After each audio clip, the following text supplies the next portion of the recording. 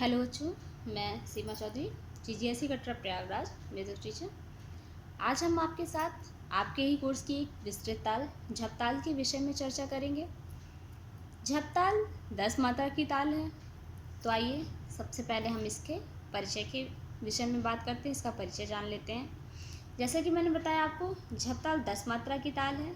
इसमें 4 विभाग होते हैं, जिसमें पहली, तीसरी और 8वीं मात्रा पे ताली तथा छठी मात्रा पर खाली होता है।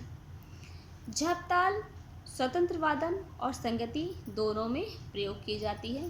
जैसा कि मैंने पहले भी बताया था 3 ताल और 1 ताल के विषय में, 3 ताल और 1 ताल भी झपताल और संगति दोनों में प्रयोग की जाती थी। उसी प्रकार से झपताल का भी प्रयोग संगति एवं स्वतंत्र वादन दोनों में ही किया जाता है।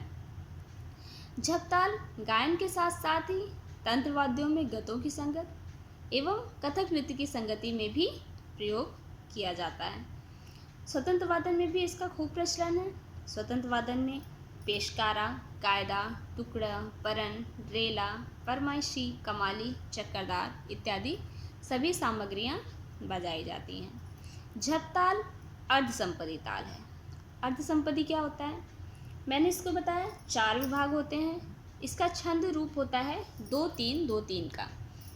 मतलब इसके आधे पद समान मात्राओं के होते हैं और दूसरे आधे पद वो भी समान मात्राओं के होते हैं। मतलब दो पद इसके 2-2 मात्राओं के होते हैं और 2 पद इसके 3-3 मात्राओं के होते हैं।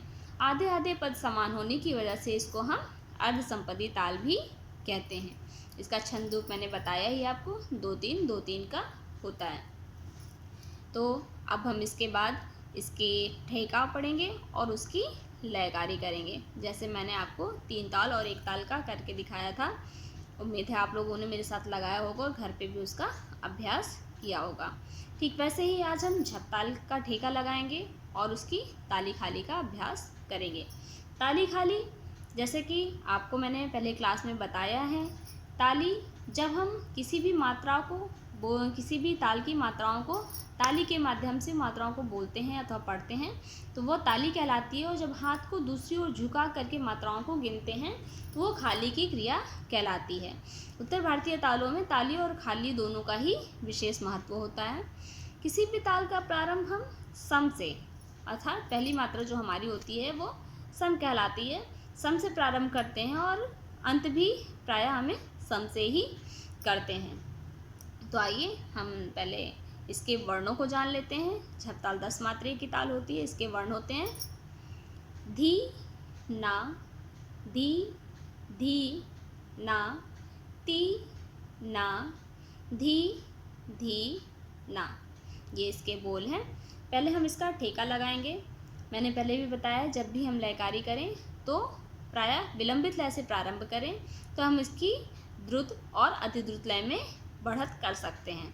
यद्यपि हमारी लय पहले से ही तेज रहेगी या अतिद्रुत या द्रुत लय में रहेगी तो हमें इसकी बढ़त करने में असुविधा होगी। इसलिए हम इसका जो है प्रारंभ विलंबित लय से करते हैं। एक बार मैं ठेका लगाऊंगी, आप ध्यान रखिएगा। इसमें पहली, तीसरी और 8वीं मात्रा पर ताली होगी और छठी मात्रा पर खाली होगी। धी, ना, धी, धी, ना, ती, ना, धी, धी, ना, धी। ये था हमारा झपताल का ठेका। ताली खाली आपने देख ली होगी। तो आइए अब हम पुनः एक बार इसका ठेका लगाएंगे और इसकी लयकारी करेंगे। धी, ना, धी, धी, ना, ती, ना, धी, धी, ना, धी। दुगुन धी, ना, धी, धी, ना, ती, ना, धी, धी, ना, धी, ना, धी, धी, ना, ती, ना, धी, धी, ना, धी। तिगुन धी, ना, धी, धी, ना, ती, ना, धी, धी, ना, धी, ना, धी, धी, ना, ती, ना, धी, धी, ना, धी, ना, धी, धी, ना, ती, ना, धी, धी, ना, धी। चौगुन धी, ना, धी, धी, ना, ती, ना, धी, धी, ना, धी, ना, धी, धी, ना, ती, ना, धी, धी, ना, धी, ना, धी, धी, ना, ती, ना, धी, धी, ना, धी, ना, धी, धी, ना, ती, ना, धी, धी, ना, धी। तो ये था हमारा झपताल का ठेका दुगुन तिगुन और चौगुन की लयकारी के साथ। उम्मीद है आप लोगों ने भी इसको ध्यानपूर्वक देखा होगा और समझा होगा। आप वीडियो को फॉलो कीजिएगा।